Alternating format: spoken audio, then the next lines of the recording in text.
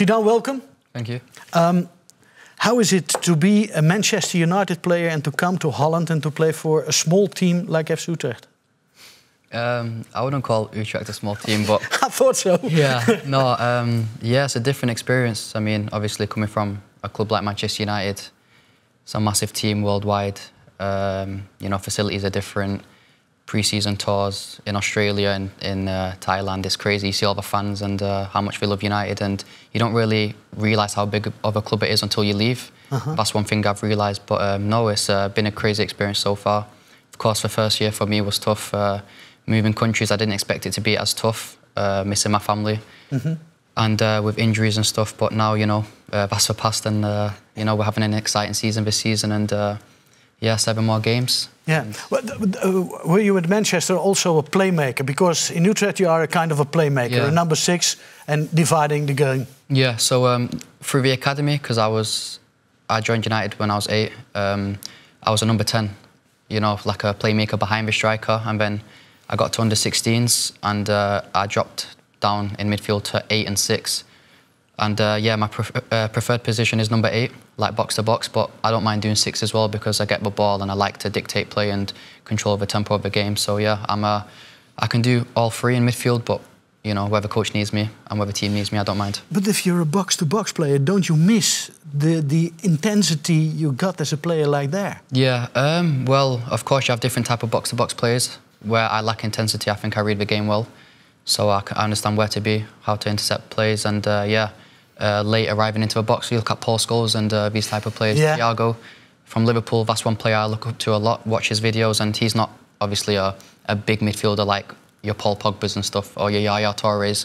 So you can do a job differently, and I feel like, yeah, a player like Thiago, who dictates play, I kind of try and base my game off him. Okay, are you surprised what Utrecht is doing nowadays with the 4th place? No, I feel like we have quality in our team. Of course, we're not the natural top 5 in Holland. You know, you have Twente, AZ, Ajax, Feyenoord and PSV. But honestly, the quality we've got in our team, I'm not surprised. And when I signed, of course, Jordi said European football is the dream for Utrecht, for the fans and the players. So, yeah, 7 more games. Let's see what's happening, because it's exciting. Yeah, tell me your story, because you've been born in Manchester, but you're an Iraqi international. Yeah, so my mother's Iraqi and my dad's from Pakistan, which a lot of people don't know, so I'm only half Iraqi. I chose to play for Iraq when I was 18, 19, and yeah, I made my debut under Petrovic. Okay, Željko Petrovic? Exactly. Yeah. Crazy guy. Yeah, no, it was away in Iran, which is a big game for us, and he gave me the number 8 shirt, and he gave me my debut in such a big game, so he has a special place in my heart, and yeah, I chose to play for Iraq. So you speak Arabic as well? Little bit, yeah. Not amazing, but I can... Shreya, yeah, exactly, yeah. Okay, now it's coming. Yeah. But you talk small... Yeah, so if I go back and have like your simple conversations and stuff, but once it gets a bit more advanced, you know, a little bit of English gets brought into it. Yeah. Which European tournament you want to play next year?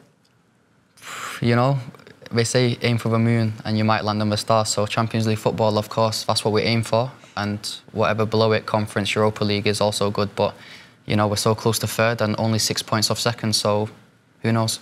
Who knows? To adapt the Dutch football, was it difficult for you?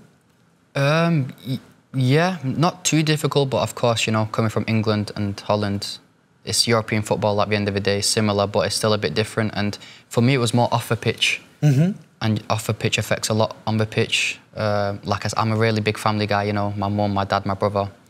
They're so close to me, and the day I left Manchester to fly to Utrecht, I remember leaving my house and I hugged my mum and I could feel the tears coming down my face, and I tried to hold it back, but it just came down, and I looked at my brother, and he's my younger brother, but he's a lot taller than me. So I kind of looked up at him, I was like, yeah, I'm leaving. But they come a lot, and you know, when you have problems off the pitch, your head's not right, and the injuries, it was so hard to adapt. But now I've been injury-free, I'm settled down in Holland now, and I feel a lot more comfortable and confident in myself, and yeah, now I feel good. Do you think Coach Ron Jans has the faith in you of the kind you play?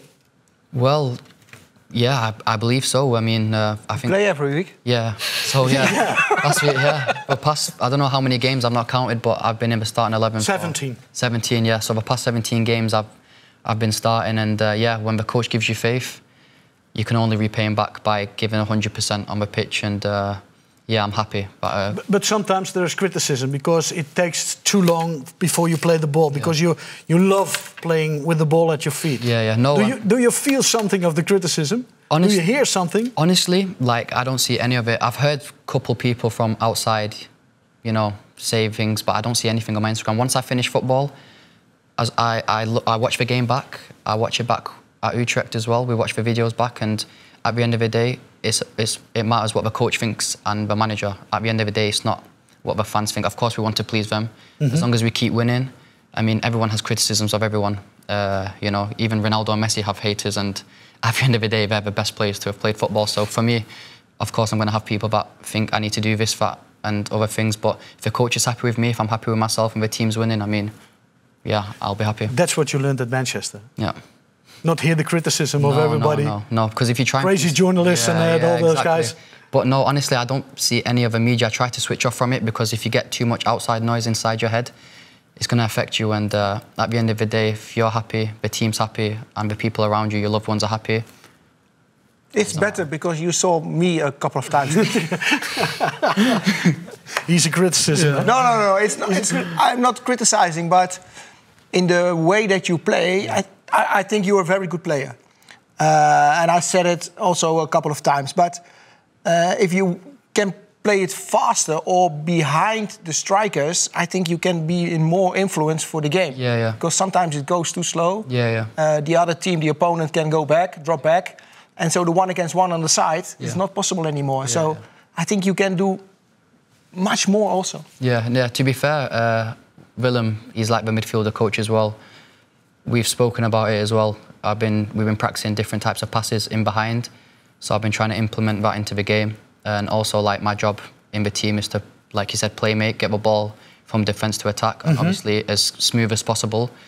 And when I do take extra touches, is because I'm trying to scan and see where the best pass is. Sometimes I might miss it, but I'm learning, of course, to play quicker. And I'm only 21, so naturally you're going to improve this slowly. And I think in the past few games, you know, I've really implemented my style on the game, and hopefully 7 more games I need to keep going. And yeah, of course, I'm not the finished article. There's more to come, of course. Hopefully I've got another 10, 12 years in the game. And no doubt that you say I play a number 10 or an 8. Yeah. I understand why you do like you play now. Yeah. So because it's a different position and asking different tasking from you. Yeah, of course. So like when I was 10, it was more around the box, beating your man, 1-2s. Yeah. So you look, but when you're 6, you have to play between the lines quicker, of course, and you know you have to see that.